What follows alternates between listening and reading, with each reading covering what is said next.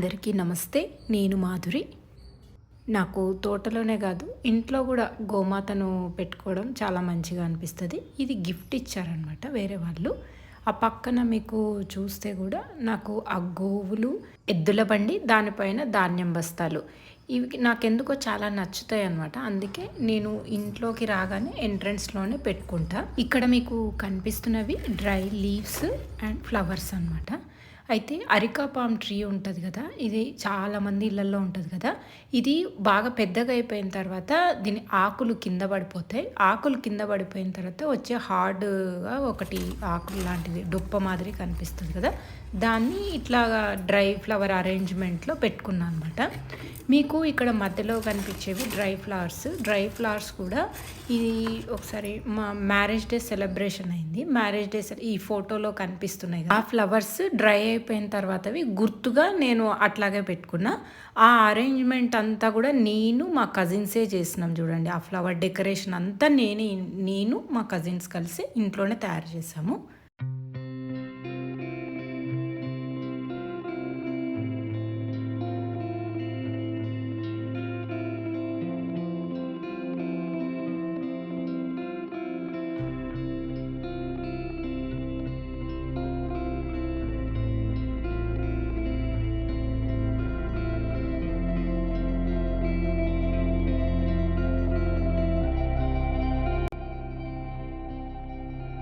మా ఇంటి మెయిన్ డోర్‌కి ఎదురుగానే ఈ కన్సోల్ టేబుల్ ఉంటది. దానిపైనే ఈ గోమాత, తర్వాత ఎద్దుల బండి మాత్రం పెట్టుకుంటాను. అది ఇంటికి మంచిదా? కాదా? అన్నది నాకేం తెలీదు. బట్ నాకక్కడ నచ్చింది పెట్టుకున్నాను. ఇది ఒక ఆర్ట్ పీస్ అనమాట. ఇది ఐరన్‌తో తయారు చేసినది. అయితే ఇది నాకు చాలా నచ్చుతది. ఇది ఎందుకో నాకు చాలా మంచిగా అనిపిచ్చి ఒక ఆర్ట్ ఎగ్జిబిషన్‌లో తీసుకున్నాను. అప్పట్లో ఇది 5500 రూపీస్ పెట్టి కొన్నాననమాట. ఈ కన్సోల్ టేబుల్ గూడా నాకు ఒక డిఫరెంట్‌గా అనిపిచ్చి తీసుకున్నా. ఇంటికి ఒక రస్టిక్ లుక్ ఉంటది గదా! అని చెప్పి ఒక 10 సంవత్సరాల క్రితం తీసుకున్నా. నాకిది అప్పట్లో నచ్చి ఇక్కడ ఎదురుగానే ఎంట్రన్స్‌లో బావుంటది గదా! అని చెప్పి ఇక్కడ పెట్టుకున్నాను. ఇప్పుడు మా పూజా రూమ్ చూపిస్తాను. ఇది మా పూజా రూము డోర్ అనమాట. మేము ఈ ఇంటిని సెకండ్స్‌లో 10 ఇయర్స్ బ్యాక్ కొన్నామనమాట. వాళ్ళు అట్లాగే చేయించుకున్న దాన్ని నేను ఏమాత్రం డిస్టర్బ్ చేయకుండా అట్లాగే నేను పెట్టుకున్నా అనమాట. ఎందుకంటే ఆల్రెడీ మంచిగా ఉన్నదాన్ని పాడు చేయడం నాకు అస్సలు ఇష్టం లేదు. ఒకవేళ పాడైపోయింది అంటే రెనోవేట్ చేసుకోవడంలో తప్పు లేదు కానీ, బాగున్న వాటిని కూడా మనం పాడు చేసేసి మళ్ళీ రెనోవేట్ చేసుకుంటే ఏంటంటే అనవసరమైన చెత్తను భూమి మీదకి తెచ్చిన వాళ్ళం అవుతాము అని నా ఫీలింగ్. మా పూజ రూము సింపుల్‌గా, ప్లెజెంట్‌గా ఉంటది. అయితే నేను క్లీనింగ్‌కి ఈజీగా ఉండేలాగా చూసుకుంటా ఏదైనా సరే. నేను ఒక 6 సంవత్సరాల నుంచైతే పువ్వులు బయట కొనడమే మానేశాను. ఎప్పుడైనా అకేషన్స్ అప్పుడు మాత్రమే తీసుకుంటా అనమాట పువ్వులు. ఈ తంజావూరు పెయింటింగ్ లక్ష్మీదేవి, తర్వాత వెంకటేశ్వర్ల స్వామి రెండిటిని తీసుకోవాలనుకున్నా. కాకపోతే నాకు ఆ రోజు బడ్జెట్ ఎక్కువ అనిపిచ్చి లక్ష్మీదేవి మాత్రం తీసుకున్నా అనమాట. ఇక్కడ చుట్టూరా మీకు ఇప్పుడు నేను చూపిస్తున్నదంతా కూడా టీక్ వుడ్ తోటి మధ్యలో జస్ట్ ఫ్రేమ్ లాగా చేయించుకున్నా. ఇదంతా కూడా మార్బుల్ అనమాట. మీకు ఇప్పుడు ఈ వైట్‌గా కనిపిస్తున్నది అది పెయింటింగ్ కాదు, మార్బుల్ అది. మా పూజా రూమ్‌లో ఉన్న ఈ దేవుడి ఫోటో ఫ్రేమ్ కూడా నేనే డిజైన్ చేయించుకున్నా అనమాట. చుట్టూరా వుడెన్ ఫ్రేమ్ వస్తది. మీకు front side, back side glass ఉంటది. మధ్యలో ఈ దేవుళ్ళ ఫోటోలన్నీ కూడా మనకి ఏది కావాలంటే వాళ్ళది స్టిక్ చేసి ఇస్తారనమాట. మన పూజా రూమ్ ఎంత సైజు ఉందో దాన్ని బట్టి మనం చేయించుకోవచ్చు. నేను అట్లాగే సైజ్ చెప్పి చేయించుకున్నాను. మనకి ఏ దేవుడి ఫోటోలు కావాలి అంటే అవి వాళ్ళు స్టిక్ చేసి ఇస్తారు. ఇక్కడ మీకు కనిపిస్తున్న సత్యనారాయణ స్వామి ఫోటో అయితే ఆల్మోస్ట్ 20 ఇయర్స్ బ్యాక్‌ది పాతదనమాట. అయినా సరే అట్లాగే పెట్టుకున్నా నేను. నాకు పూజా రూమ్‌లో కూడా ఒక గోమాత అయితే ఉంటారు. అయితే నాకు హాల్‌లో కన్సోల్ టేబుల్ మీద పెట్టుకున్న గోమాత, ఇక్కడ పూజా రూమ్‌లో ఉన్న గోమాత 2 కూడా నాకు గిఫ్ట్‌గా వచ్చినవే అనమాట. ఎందుకో తెలీదు, నాకు గిఫ్ట్‌గా అయితే మాత్రం ఎప్పుడు గోమాతవే విగ్రహాలే ఇచ్చారు. ఇక్కడ చిన్నవి 2 డ్రావర్స్ ఉంటాయి. ఒక డ్రావర్‌లోనేమో ఒక దేవుడి ఫోటోస్‌కి సారీ దేవుడి బుక్స్ పెట్టుకోవాలన్నవి, ప్లేట్స్ కానీ, ఏవైనా గానీ పెట్టుకోవడానికి ఈజీగా ఉండేలాగా 2 డ్రావర్స్ ఉన్నాయి. నేను డ్రావర్స్‌ని కింద వరకు పెట్టుకోలేదు. ఇట్లా స్పేస్ ఉండేలాగా చూసుకున్నా. ఎందుకంటే మనము వాడిపోయిన పువ్వులు ఉంటాయి గదా! ఎండిపోయిన దేవుడికి పెట్టిన పువ్వులు గూడా కింద పెట్టుకోవచ్చు. మీకు ఇక్కడ పత్తి కనిపిస్తుంది కదా! నేనెప్పుడు చెప్తాను ఒత్తులు నేనే తయారు చేసుకుంటా ఎవ్రీ డే. తర్వాత ఆవు నెయ్యి, తర్వాత మీరు కొంతమంది అడిగారు ఏవి ధూప్ స్టిక్స్ ఏవి వాడతారు అని. నేను వాడే ధూప్ స్టిక్స్ అయితే ఇవి. మనకి ఇట్లా కింద డ్రావర్స్ ఉంటే ఏమైతదంటే మనకి ఏవి కావాలన్నా అన్నీ దీంట్లోనే పెట్టుకోవచ్చు. కింద స్పేస్ ఉండడం వల్ల మనము దేవుడికి వాడిన పువ్వులు అవన్నీ స్టోర్ చేసుకోవడానికి కూడా ఈజీగా ఉంటది. మీకిక్కడ నెయిల్స్ కనిపిస్తున్నాయా? ఇక్కడొకటి, అక్కడొకటి. ఈ ఫోటో ఫ్రేమ్ ఉంది గదా! మనం పూజలు ఏదైనా చేసుకున్నప్పుడు ఈ ఫ్రేమ్‌ని పైకి లిఫ్ట్ చేసి ఆ నెయిల్స్‌కి పెడతాననమాట. ఇట్లా వినాయక చవితి గానీ, ఏదైనా అట్లా అకేషన్స్ ఉన్నప్పుడు అట్లా పెట్టుకుంటాననమాట.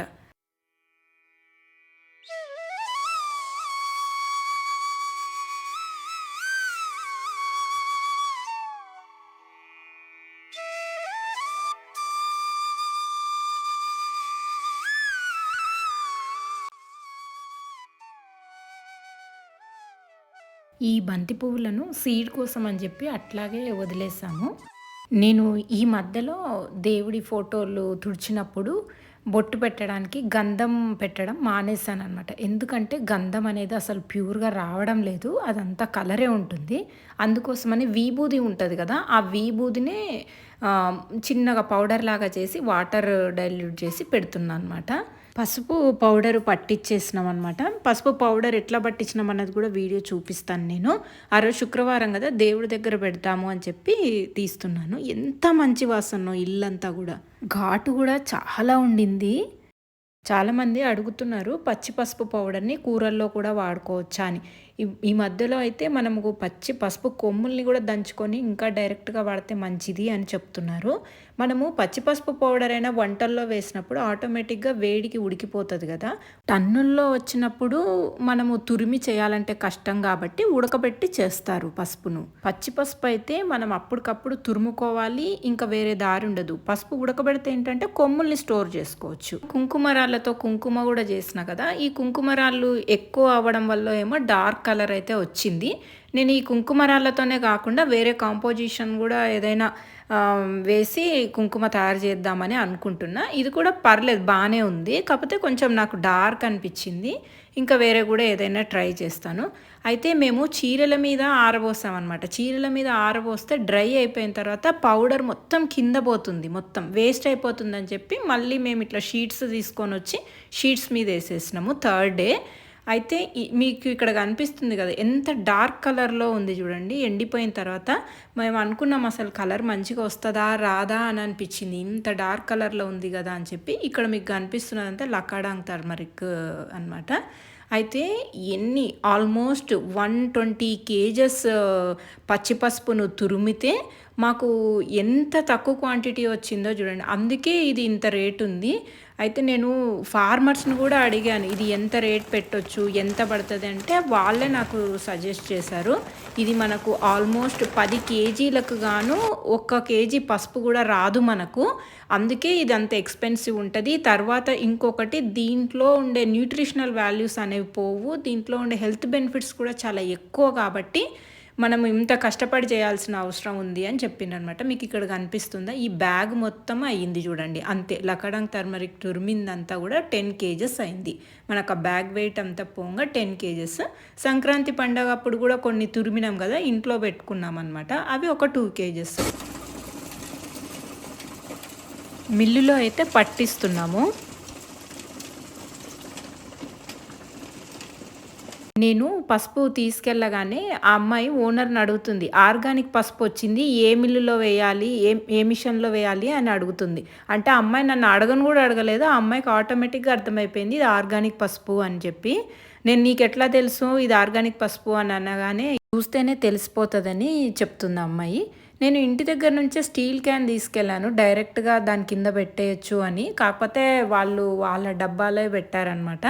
వాళ్ళ డబ్బాల నుంచి మన దాంట్లోకి ట్రాన్స్ఫర్ చేసేటప్పుడు కూడా పసుపు సగం వేస్టేజ్ అయిపోతుంది. సగం ఇన్ ద సెన్స్ కొద్దిగా కొంచెం పోయినా కూడా మనం కష్టపడి పండించిన పసుపు కదా, అసలు ఎంతో బాధ అయిపోతుందనమాట. కొద్దిగా కింద పడినా కూడా అసలు ఆల్రెడీ తక్కువ క్వాంటిటీ వచ్చింది, మనం తురిమిన తర్వాత ఇంకా కింద పడిపోతుంటే ఇంకా ప్రాణం ఎట్లనో అయిపోయింది నాకు. పూజా రూమ్ చూపిస్తూనే మధ్యలో పసుపు ఎట్లా పట్టించినా కూడా చూపించిన కదా.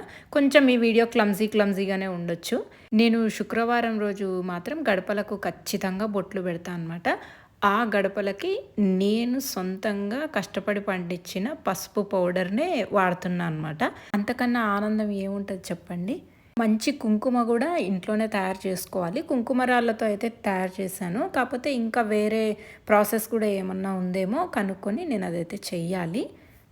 ఇక్కడ ఈ కుంకుమ మాత్రం మేమేమి ఇంట్లో తయారు చేసింది కాదు, ఇది బయట నుంచి తీసుకొచ్చిందే అనమాట. నేను ఇంకా ఫామ్ నుంచి తీసుకురాలేదు ఆ కుంకుమను, ఆ ఫామ్లోనే ఉండని అని చెప్పి అక్కడే పెట్టాను. కొద్దిగా కుంకుమే కదా అని చెప్పి ఇదే అండి, ఇది మేము పట్టించిన పసుపు.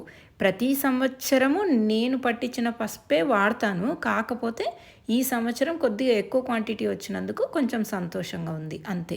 మాకు మెయిన్ డోర్స్ 2 ఉంటాయన్నమాట. ఒకటి నార్త్ సైడ్ డోర్ ఉంటుంది, ఒకటి ఈస్ట్ సైడ్ డోర్ ఉంటుంది అనమాట. 2 డోర్లకు కూడా నేను ఫ్రైడే రోజు అయితే కుంకుమ బొట్లు పెడతానమాట.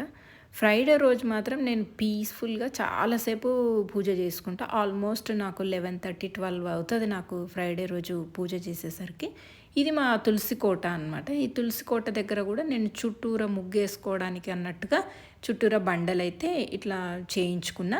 ఇక్కడ కూర్చొని కూడా మనం పూజ చేసుకోవడానికి కూడా బాగా ఉంటుందని చెప్పి ఇక్కడ అయితే మధ్యలో పెట్టించుకున్నా అనమాట. నేను తులసి కోటను కూడా నేనే కట్టించుకున్నా, దీన్ని కూడా దగ్గరుండి.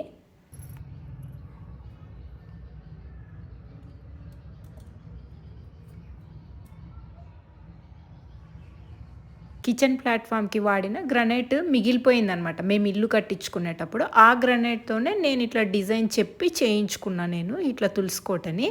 చాలా మంచిగానే వచ్చింది. బట్ ఇప్పుడు 10 years అయిపోయింది కదా, కొంచెం కలర్ అట్లా ఫేడ్ అయినట్లు అనిపిస్తుంది. మళ్ళీ దీన్ని కొంచెం క్లీనింగ్ అది చేస్తే మంచిగానే అయిపోతుంది. మాకు ఇంట్లో కూడా ఇప్పుడు రెనోవేషన్ జరుగుతుందన్నమాట. తులసి మొక్కను మనం కట్ చేస్తే బాగా బుషీగా వస్తుంది, నా దగ్గర మాత్రం బాగా హైట్ ఉంటుంది. నాకెందుకో ఇట్లా హైట్ ఉంటేనే ఇష్టము, అందుకే నేను అట్లాగే వదిలేస్తాను అనమాట. మా ఇల్లు తీసుకొని 10 years అయిపోయింది, అందుకే చిన్న చిన్న రిపేర్ వర్క్ అవన్నీ చేయించుకుంటున్నాం అనమాట. కొంతమంది హోమ్ టూర్ చేయమని అడుగుతున్నారు, కాకపోతే పెయింటింగ్స్ అంతా అయిపోయిన తర్వాత ఒక్కసారి మొత్తం హోమ్ టూర్ అయితే చూపిస్తాను. ఎందుకంటే మీకు ఆ వాల్స్ కూడా చూస్తే తెలుస్తుంది, మొక్కలవి మట్టివి వాటర్ అంతా పడి కూడా అట్లా పాడైనాయి. మేము 10 years అయిపోయింది కదా, పెయింటింగ్ వర్క్ అయితే జరుగుతుంది ఇంట్లో.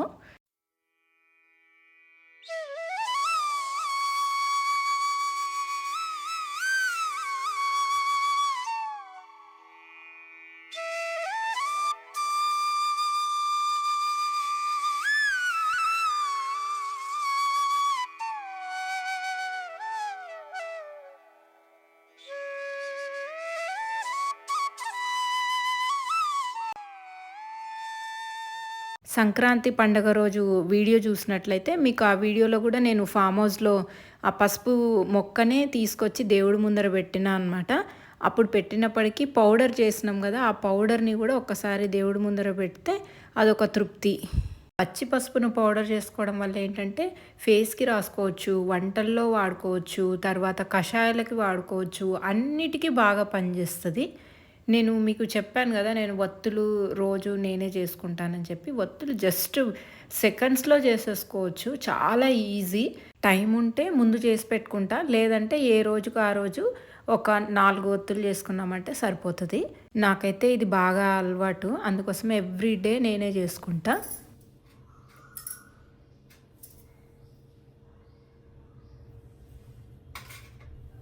నేను ఈ మధ్యకాలంలో కర్పూరం కూడా వాడట్లేదు, ఎందుకంటే అది కూడా ప్యూర్ అనేది రావట్లేదు కాబట్టి నేను హారతి ఇవ్వడానికి కూడా ఒత్తి తయారు చేసుకొని ఆ ఒత్తితోనే హారతి కూడా ఇస్తున్నాను అనమాట. మనకు ఆ పూజా రూమ్ కూడా నల్లగా మసిబారినట్లు కూడా అవ్వదు. ఆ క్యాంఫర్ వాడితే ఏమవుతుందంటే ప్యూర్ ఉండదు కాబట్టి మొత్తం పూజా రూమ్ అంతా మసిబారిపోతుంది అనమాట, నల్లగా అయిపోతుంది. అట్లా కాకుండా మనం ఒత్తితోనే మనము హారతి ఇచ్చుకున్నామంటే నీట్గా కూడా ఉంటుంది పూజా రూము.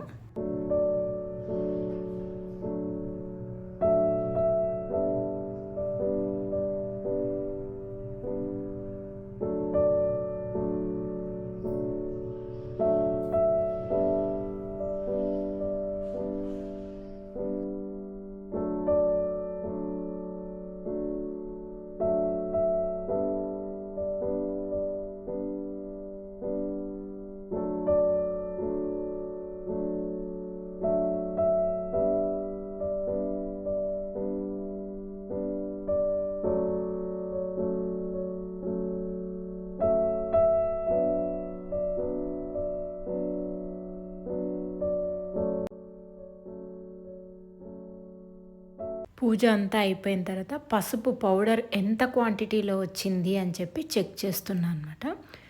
లకాడాంగ్ టర్మరిక్ అయితేనేమో మొత్తం 12 కేజీలు అయితే వచ్చింది. అది బ్యాగ్ వెయిట్ అన్ని తీయంగా 12 కేజీలు.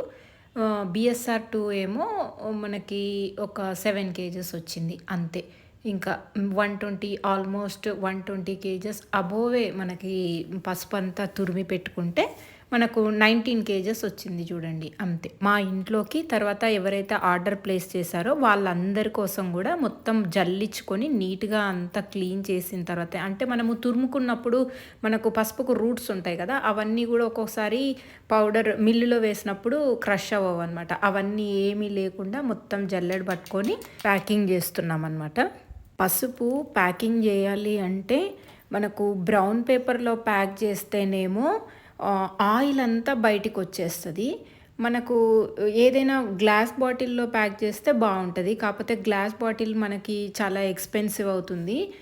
ఎవరికైనా ఇష్టం ఉన్న వాళ్ళు ఉంటే గ్లాస్ బాటిల్స్లో ప్యాక్ చేయొచ్చు, ఎక్స్ట్రా కాస్ట్ పడుతుంది. అయితే బ్రౌన్ పేపర్స్లో కూడా కొంతమందికి ప్యాక్ చేసి ఇస్తున్నాం, ఎందుకంటే 1 డేలోనే కంటైనర్లోకి షిఫ్ట్ చేసుకోవాలని.